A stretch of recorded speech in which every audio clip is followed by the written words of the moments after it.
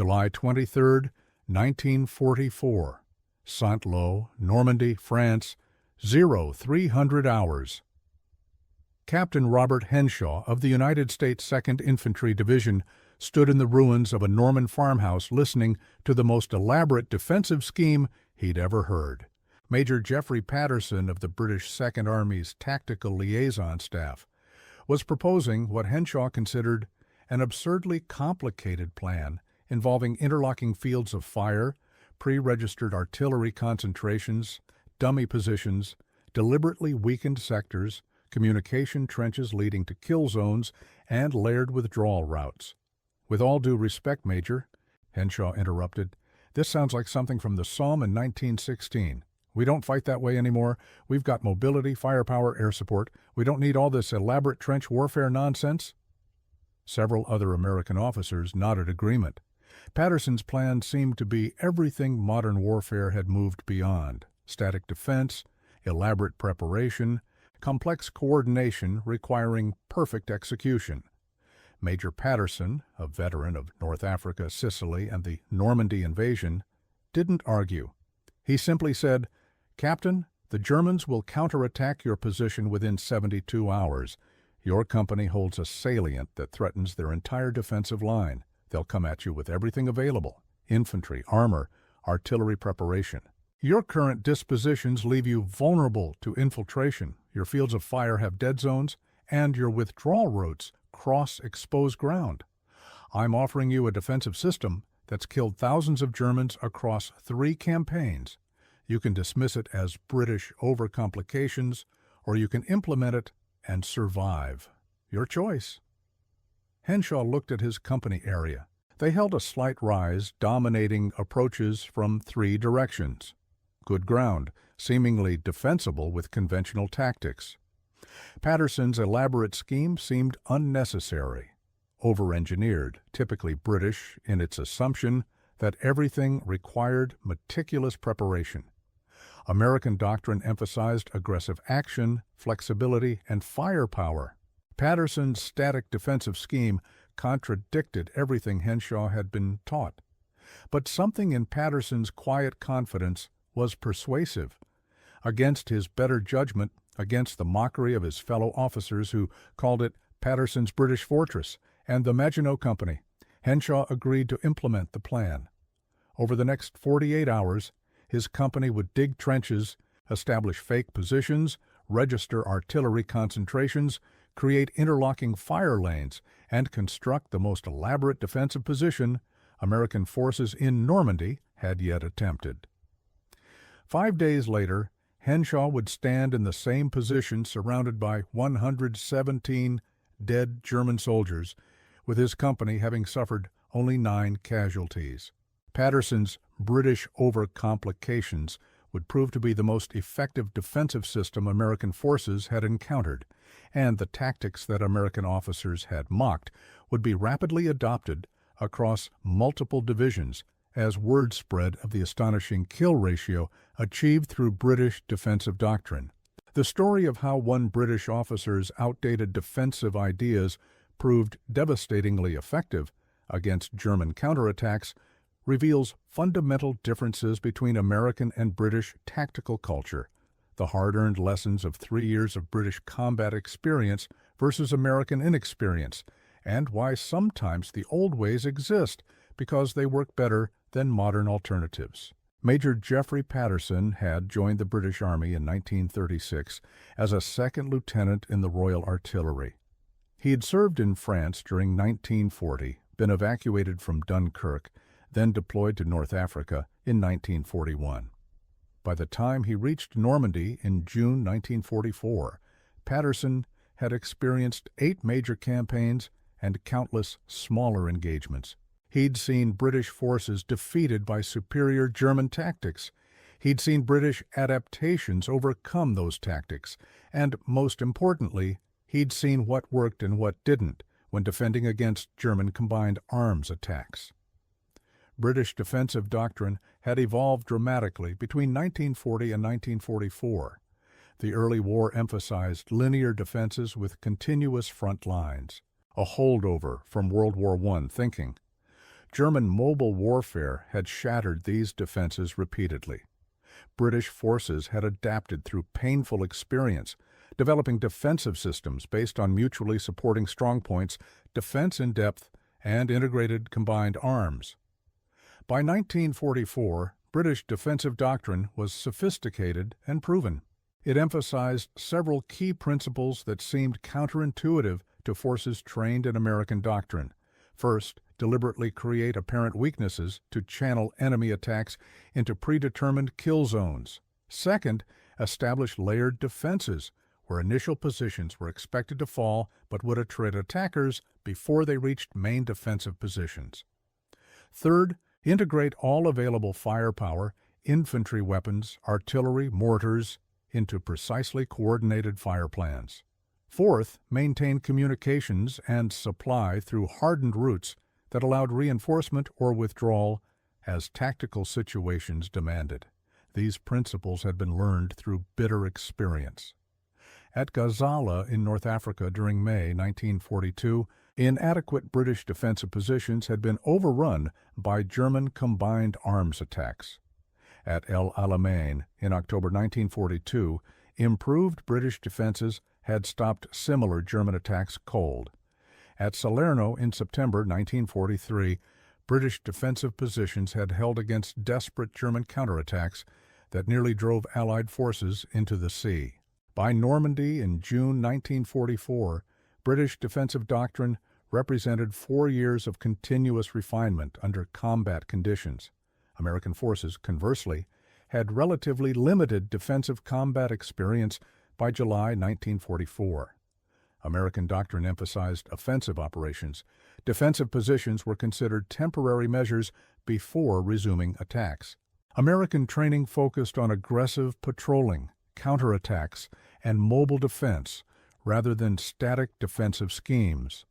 American officers were taught that elaborate defensive preparations indicated defensive mentality incompatible with winning wars through offensive action. This philosophical difference created friction when British and American forces operated together. British officers, particularly those with extensive combat experience, considered American tactical doctrine dangerously naive. American officers considered British tactical doctrine excessively cautious and overcomplicated. Both perspectives had validity within their respective contexts, but the gap between 4 years of British combat experience and 18 months of American combat experience created genuine competency differences that neither side wanted to acknowledge. Major Patterson had been assigned to 2nd Infantry Division as a liaison officer specifically because of his extensive defensive combat experience. The division was holding ground recently captured during the St. Lo breakthrough. German forces were expected to counterattack to restore their defensive lines. British Second Army staff recognized that American forces might face defensive challenges they weren't doctrinally prepared for. Patterson's assignment was to advise American commanders on defensive preparations, but advising required those commanders to listen, and many didn't want advice suggesting their doctrine was inadequate. Patterson had been rebuffed by multiple American units who politely but firmly indicated they didn't need British instruction on how to defend positions. Captain Henshaw's company was the first that actually agreed to implement Patterson's recommendations, and even then only partially out of desperation because their salient position was obviously vulnerable. Patterson's defensive scheme for Henshaw's company was based on principles he'd applied successfully in previous campaigns. The company held a low ridge approximately 500 yards long and 300 yards deep. Conventional American doctrine would position rifle platoons along the ridge crest with mutual support, establish observation posts forward, and prepare artillery defensive fires around the position. Patterson's scheme was far more elaborate. First, Patterson identified 3 natural approaches to the position where terrain would channel German attacks. Rather than defending these approaches equally, he proposed deliberately weakening one sector to create an apparent vulnerable point. This sector would be lightly held with obvious positions visible to German reconnaissance. German commanders identifying this weakness would concentrate forces there for their main attack. But the apparently weak sector would actually be an elaborate trap. The obvious positions would be dummy positions, unmanned or lightly manned, designed to draw fire and reveal German assault positions. The real defensive positions would be concealed 50 to 75 yards behind the obvious line. Positioned to deliver enfilade fire across the kill zone, German forces would enter when attacking the dummy positions. Pre-registered artillery concentrations would be prepared to strike the kill zone on command. Mortar positions would be sighted to deliver plunging fire into the same area. Machine guns would be positioned to create interlocking fire that left no dead space within the zone. Second, Patterson insisted on defense in depth with layered positions. The forward line would include the dummy positions plus lightly held observation posts designed to identify German assault forces and then withdraw through communication trenches to prepared secondary positions. These secondary positions would be the main defensive line where the majority of infantry strength concentrated. Behind this line, a tertiary position would serve as final fallback and counterattack staging area. This layered defense contradicted American doctrine, emphasizing defending forward positions aggressively. American training taught that ground once taken must be held. Withdrawing was considered defeatist. Patterson argued that trading space for enemy casualties was tactically sound when the space could be retaken after the enemy was decimated attempting to capture it. Henshaw found this logic persuasive, but knew his superiors would consider it controversial. Third, Patterson emphasized communication infrastructure. He insisted on telephone lines buried 18 inches deep connecting all positions with radio backup for critical nodes. He demanded that runners memorize routes between positions and practice traversing them in darkness. He required that every position know the exact grid coordinates of every other position to facilitate accurate reporting and fire support. This communication emphasis seemed excessive to American officers accustomed to simpler command and control arrangements.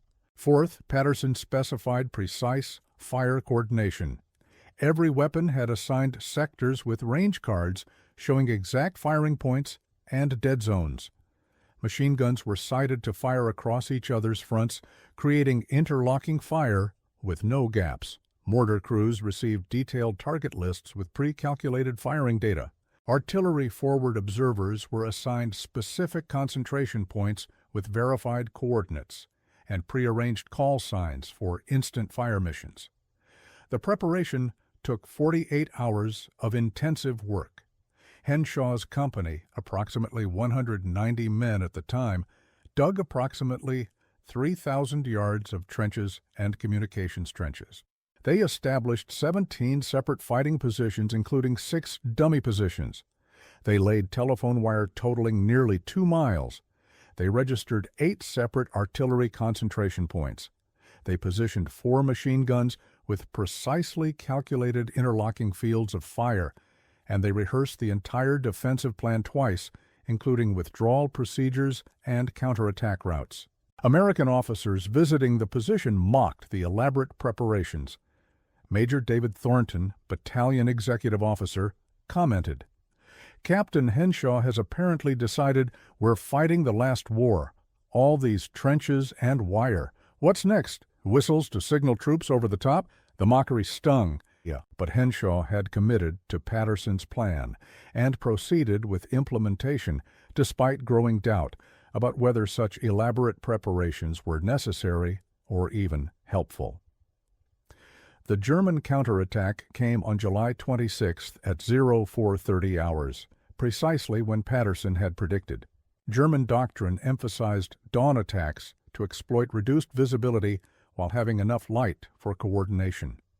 The attack force, identified afterward as elements of the 352nd Infantry Division, supported by assault guns from the 17th SS Panzer Grenadier Division, numbered approximately 450 infantry, with 6 Sturmgeschütz assault guns. German reconnaissance had identified Henshaw's position and correctly assessed it as a salient threatening their defensive line. They had observed what appeared to be weak defenses on the southern approach where Patterson had deliberately positioned obvious dummy positions. German attack plans, captured later, showed they intended to concentrate force against this apparent weakness, break through, then roll up the American position from inside. The attack began with 30 minutes of artillery preparation. German guns struck the dummy positions heavily, destroying several and confirming to German commanders that they'd identified the American defensive line. Meanwhile, Henshaw's actual positions, concealed behind the dummy line, suffered minimal casualties from the preparatory barrage.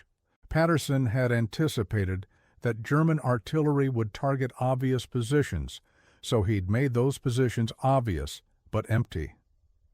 At 0500 hours, German infantry began their assault. Approximately 250 soldiers advanced toward the apparently weakened southern sector. They moved in good order, using standard German assault tactics with supporting fire from machine guns and assault guns. The dummy positions, already damaged by artillery, offered no resistance. German troops reached them quickly and began consolidating, preparing to push through what they believed was a breakthrough in American lines. Then Patterson's trap closed. The pre-registered artillery concentration, called by forward observer Lieutenant James Booth, struck the kill zone exactly 45 seconds after Booth transmitted the fire mission. 8 guns of the 37th Field Artillery Battalion delivered time-on-target fire, meaning all shells arrived simultaneously despite being fired from different positions. The concentration landed directly among German forces consolidating in the dummy position area. Simultaneously, American machine guns opened fire from concealed positions to the flanks. The interlocking fire lanes Patterson had insisted upon meant German troops were caught in crossing machine gun fire with no dead spaces to shelter in. Mortar fire from positions behind the ridge added plunging fire into the kill zone. In approximately 90 seconds, the German assault formation was devastated. German commanders, believing they'd achieved breakthrough, had committed their reserve force immediately to exploit the gap. This second wave, approximately 150 soldiers, advanced into the same kill zone just as American artillery shifted to a second pre-registered concentration point 50 yards forward of the first. The second wave was caught in the open by artillery, machine gun, and rifle fire from positions they hadn't even known existed. The German assault guns, 6 Sturmgeschütz vehicles mounting 75mm guns, attempted to suppress American positions but couldn't identify actual fighting positions through the smoke and confusion. They fired at muzzle flashes and suspected locations, achieving some effect, but unable to neutralize the dispersed American defenses. American bazookas, positioned specifically to cover approaches assault guns would use, achieved hits on 2 vehicles, immobilizing one and forcing another to withdraw. By 0545, just 45 minutes after the assault began, German forces were withdrawing in disorder. They'd achieved no penetration of American positions. They'd suffered catastrophic casualties in the kill zone, and they'd failed to identify the actual American defensive line, meaning they'd learned nothing useful for future attacks.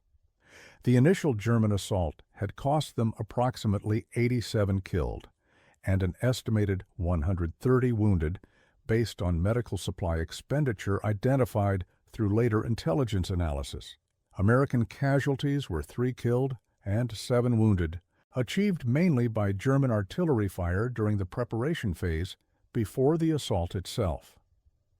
If you're discovering these incredible stories of World War II tactical innovation, where experience and preparation overcame numerical superiority, make sure you subscribe to our channel. We research deeply into military history to bring you the real stories of how battles were won through doctrine and training, not just firepower. Hit that subscribe button so you don't miss our next exploration of tactical excellence that changed outcomes, but the Germans weren't finished. German doctrine emphasized that failed attacks should be quickly reinforced and renewed before defenders could recover. On July 27th at 0300 hours, a second German assault struck Henshaw's position. This attack, learning from the previous disaster, avoided the southern approach and concentrated against the eastern sector where no obvious weaknesses existed. Patterson had anticipated this. His defensive scheme included multiple prepared kill zones, not just one. The eastern sector featured similar layered defenses with forward observation posts designed to identify attackers and withdraw to main positions. The main difference was that this sector's kill zone was slightly closer to American positions, approximately 75 yards rather than 150 yards, because terrain provided less depth. The second German assault force numbered approximately 180 infantry, supported by heavy mortar fire, but no assault guns. They advanced more cautiously, clearly having learned something from the previous attack's disaster. They reached American forward positions and engaged in firefights with observation posts before those positions withdrew as planned to secondary lines. German forces, believing they'd driven American troops from initial positions, advanced to consolidate the ground they'd taken. They were now in the kill zone, slightly closer to American positions than the previous attack, but positioned exactly where Patterson's fire plan anticipated.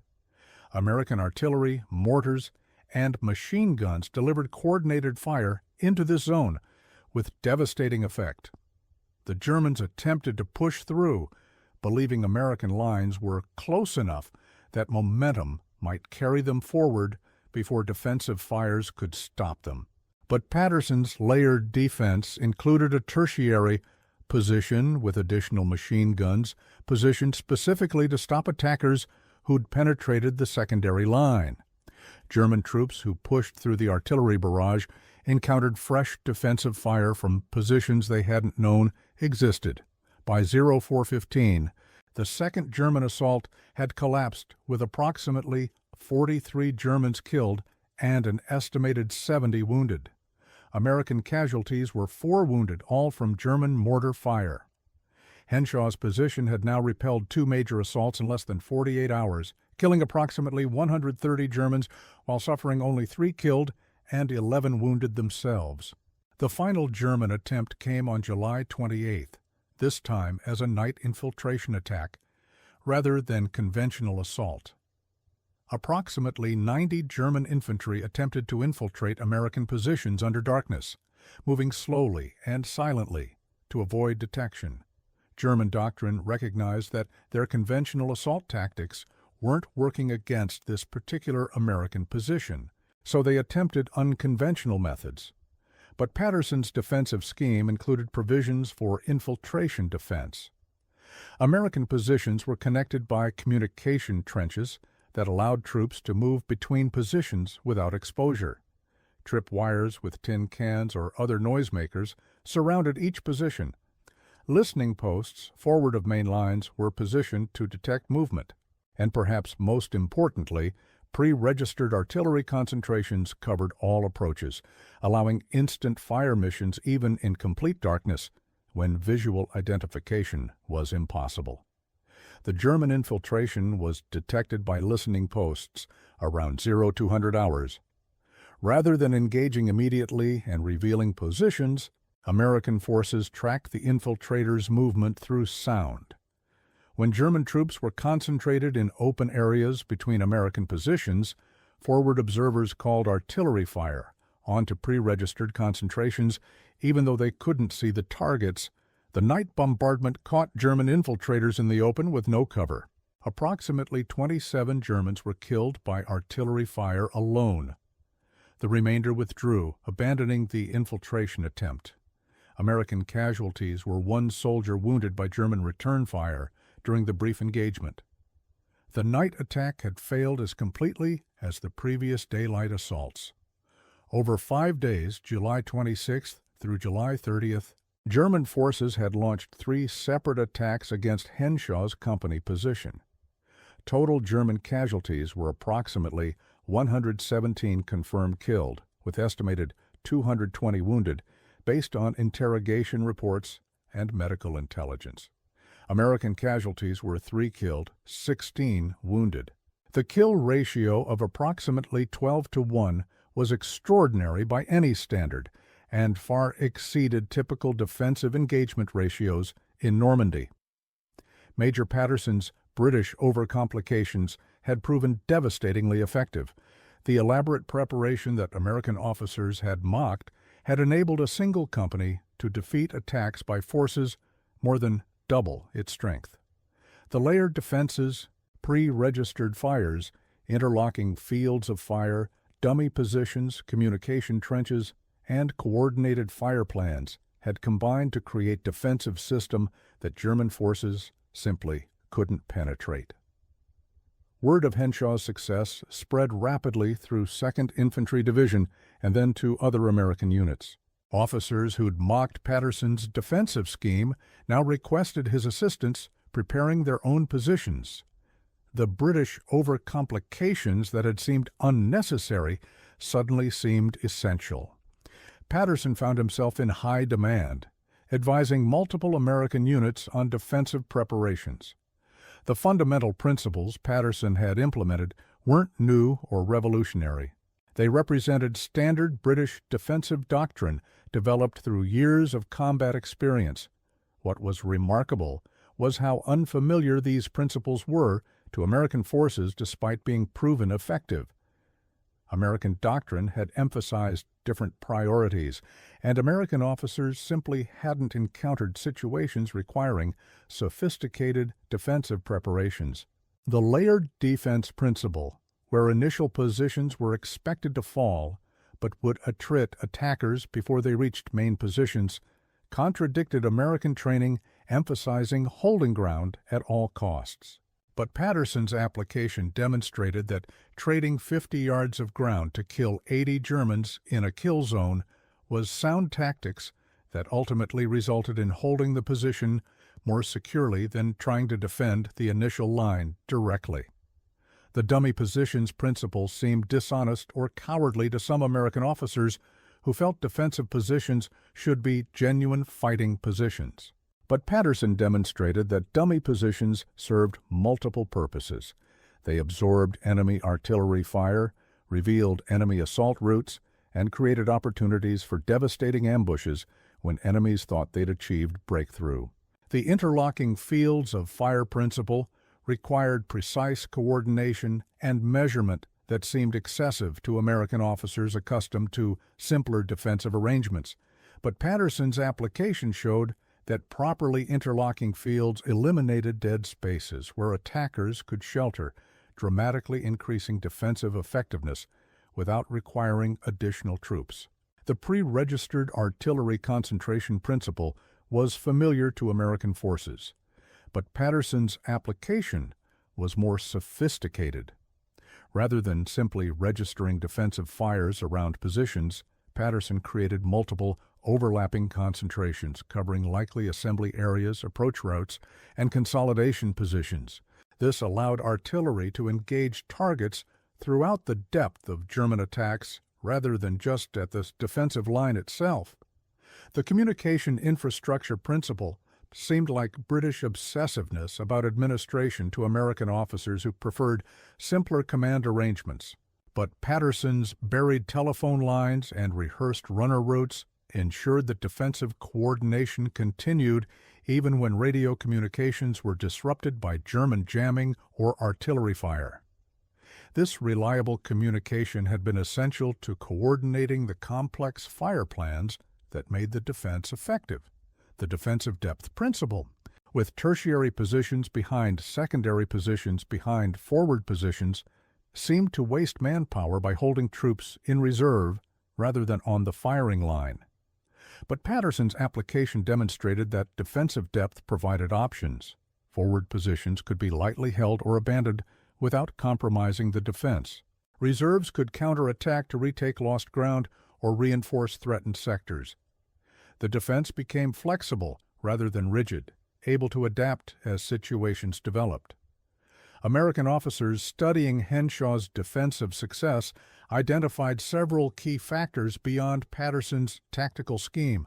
First, Henshaw's company had implemented the plan completely rather than adopting only parts. Many units attempted to incorporate British defensive principles, but modified them to fit American doctrine, often eliminating the very features that made the system work. Henshaw had trusted Patterson completely and implemented everything exactly as specified. Second, the 48 hours of preparation time had been essential. Building communication trenches, registering artillery, positioning weapons with precise fields of fire all required time that many American units weren't willing to commit. Henshaw's company had worked continuously for 2 days preparing defenses, time that seemed excessive until the defenses were tested. Third, the rehearsals had been critical. Henshaw's company had walked through the entire defensive plan twice, practicing communication procedures, withdrawal routes, fire mission protocols, and counterattack procedures. When the actual attack came, everyone knew their roles and executed them smoothly. Units that adopted Patterson's scheme without rehearsing it often failed because troops didn't understand how the complex system was supposed to work. Fourth, the artillery coordination had been essential. Patterson had personally coordinated with 37th Field Artillery Battalion, explaining the fire plan in detail and ensuring artillery officers understood exactly what was required. The time-on-target fire missions, pre-registered concentrations, and rapid call for fire procedures had all been rehearsed with artillery crews before the German attacks. This coordination had ensured that when Henshaw's company needed fire support, it arrived within seconds at precisely the right locations. By August 1944, Patterson's defensive principles had been incorporated into 2nd Infantry Division's tactical doctrine, with formal guidance issued to all units. Other American divisions requested British liaison officers with similar defensive expertise. By September, the techniques that had been mocked as British overcomplications in July were being taught at American tactical schools in Britain as best practices for defensive operations. The statistical analysis of defensive operations during this period validated British approaches. American defensive positions prepared according to British principles achieved average kill ratios of approximately 8-to-1 against German attacks. American positions using conventional American defensive doctrine achieved average kill ratios of approximately 3-to-1. The difference, a nearly threefold improvement in effectiveness, couldn't be ignored or dismissed. German tactical assessments captured after the war revealed that German commanders had specifically identified British-style defensive positions as extremely difficult to overcome. A September 1944 report from the 7th Army's Tactical Staff noted American forces increasingly employ British defensive techniques featuring layered positions, dummy positions, and integrated fire plans. These defenses require substantially greater force to penetrate than previous American defensive arrangements. Recommend avoiding frontal attacks against positions showing British defensive characteristics. This German admission that they actively sought to avoid positions prepared according to British doctrine validated everything Patterson had argued. The overcomplicated British methods weren't unnecessary elaborations. They were proven techniques that dramatically increased defensive effectiveness, techniques German forces had learned to respect through painful experience against British forces and were now encountering from American forces who'd adopted them. The human cost of defensive operations was dramatically reduced by Patterson's methods. Before Patterson's techniques were adopted, American companies defending similar positions typically suffered 20 to 30% casualties when facing German counterattacks. After adopting Patterson's techniques, casualty rates dropped to approximately 5 to 8%, while inflicting much higher casualties on attackers. The techniques weren't just more effective at stopping German attacks, they were also much better at protecting American soldiers. Captain Henshaw, who'd initially been skeptical of Patterson's scheme, became one of its most vocal advocates. In after-action reports and discussions with fellow officers, Henshaw emphasized that the elaborate preparations had seemed unnecessary until tested in combat. Only when German attacks were shattered against his defenses did he fully appreciate how each element of Patterson's plan had contributed to the outcome. Henshaw's report, filed in August 1944, stated, "Major Patterson's defensive scheme initially seemed overly complex and excessively cautious. Implementation required significant time and effort that seemed disproportionate to the threat. However, when tested against 3 separate German attacks, every element of the scheme proved essential. The dummy positions drew and absorbed enemy fires. The layered defense traded space for enemy casualties. The pre-registered artillery struck targets we couldn't even see. The interlocking machine gun fire eliminated all dead space. The communication trenches allowed coordination under fire. The rehearsals ensured everyone knew their roles." What seemed like British overcomplications was actually sophisticated tactical integration proven through combat experience. Recommend all American units adopt similar defensive principles when time permits adequate preparation.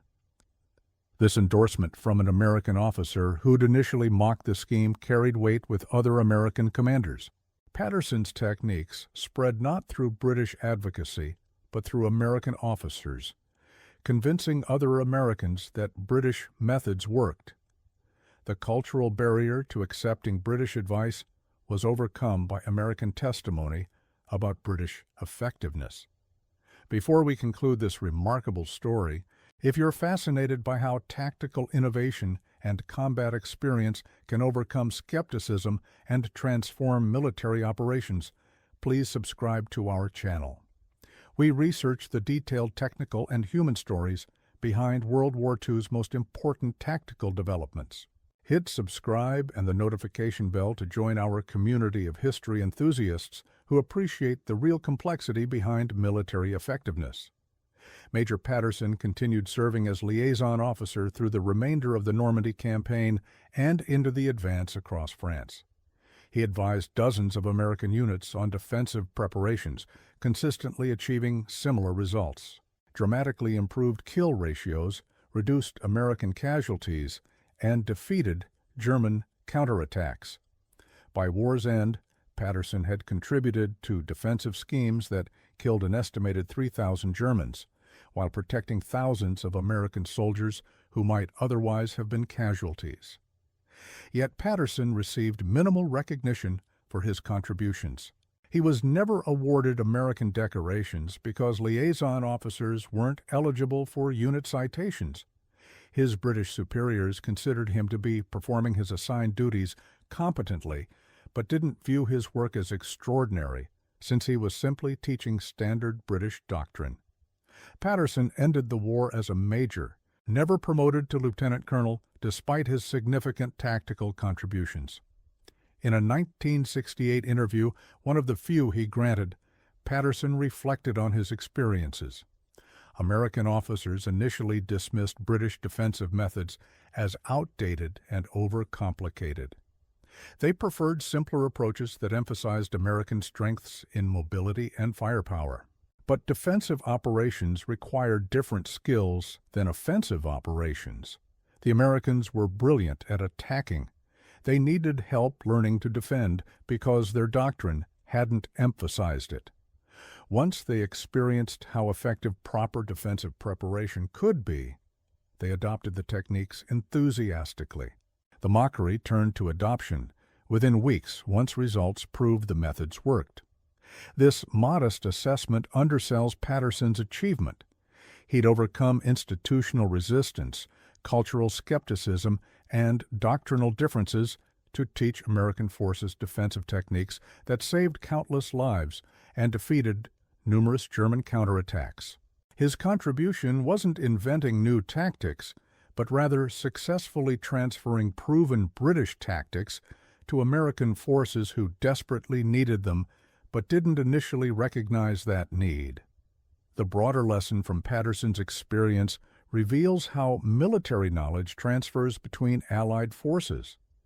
Despite being allies fighting the same enemy, British and American forces had developed different tactical doctrines reflecting different experiences and priorities. Neither doctrine was comprehensively superior. Each had strengths in different operational contexts. But the transfer of specific techniques from British to American forces, despite initial resistance, demonstrated that successful militaries learn from allies and adapt effective practices regardless of their origin. The British overcomplications that American officers had mocked represented 4 years of British combat experience distilled into proven tactical principles. The elaborate preparations weren't unnecessary elaborations, but rather essential components of integrated defensive systems. Each element, the layered positions, dummy positions, pre-registered fires, interlocking machine guns, communication trenches, all contributed to defensive effectiveness in ways that weren't apparent until the system was tested in combat. American doctrine hadn't developed similar sophistication in defensive operations because American forces had emphasized offensive operations. American training, organization, and mindset were optimized for attacking.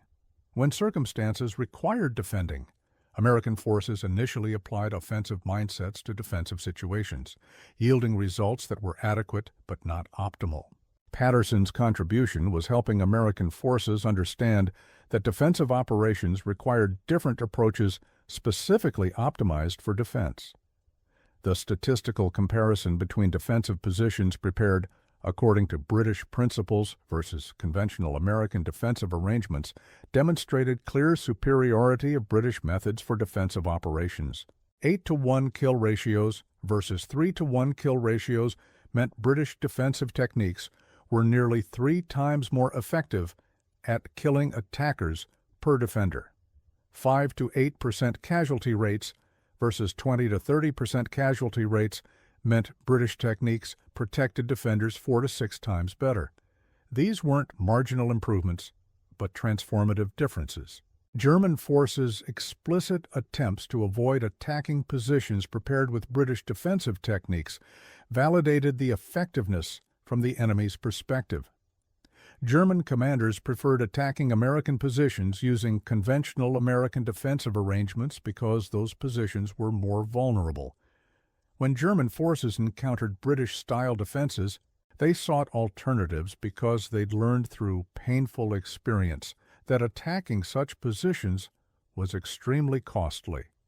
Captain Henshaw's company, which killed 117 Germans in 5 days while suffering 3 killed and 16 wounded, achieved results that seemed almost impossible by conventional standards. A single company of fewer than 200 men had defeated multiple attacks by forces totaling over 700 Germans.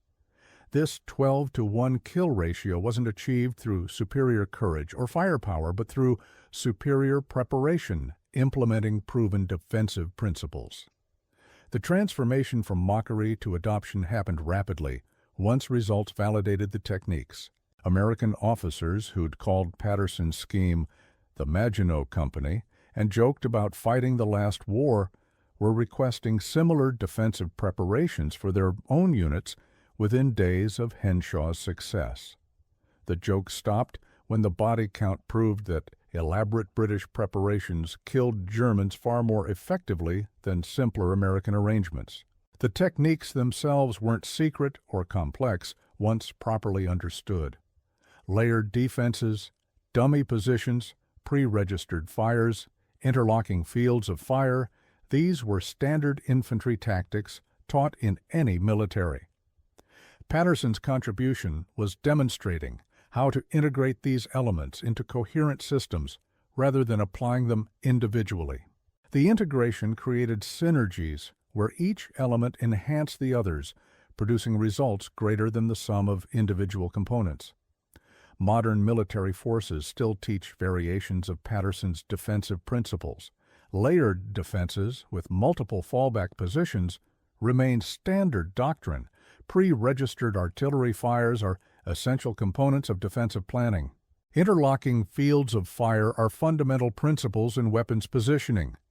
Dummy positions and deception remain accepted tactical techniques. The principles Patterson taught American forces in 1944 are now universal military knowledge, standard practice taught to junior officers worldwide. The story of Americans mocking Patterson's British trap idea until it killed 117 Germans in 5 days illustrates how combat experience creates knowledge that can't be learned from manuals or training alone.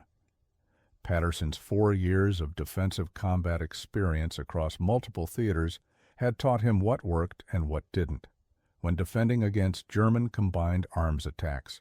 American forces with much less defensive experience initially dismissed this knowledge as outdated thinking until combat results proved its validity. The 117 Germans killed by Patterson's defensive scheme died in kill zones created by elaborate preparation, precise coordination, and integrated fires. They died attacking positions that appeared vulnerable but were actually sophisticated traps. They died because their commanders believed they faced conventional American defenses when actually facing British defensive doctrine, refined through years of combat experience. Each German death validated another element of Patterson's plan: the dummy positions that drew their attack, the artillery concentrations that struck their assembly areas, the machine gun fires that caught them in crossfire, the layered positions that stopped their penetration attempts. Captain Henshaw's 3 dead and 16 wounded Americans represented soldiers saved by Patterson's techniques. Conventional American defensive doctrine would likely have resulted in 20 to 30 American deaths and 60 to 90 wounded defending the same position against the same attacks. Patterson's elaborate preparations, the trenches and wires and registered fires that seemed unnecessary, had saved approximately 17 American lives and prevented 50 casualties. The 2 days spent digging and preparing had purchased American survival through British experience.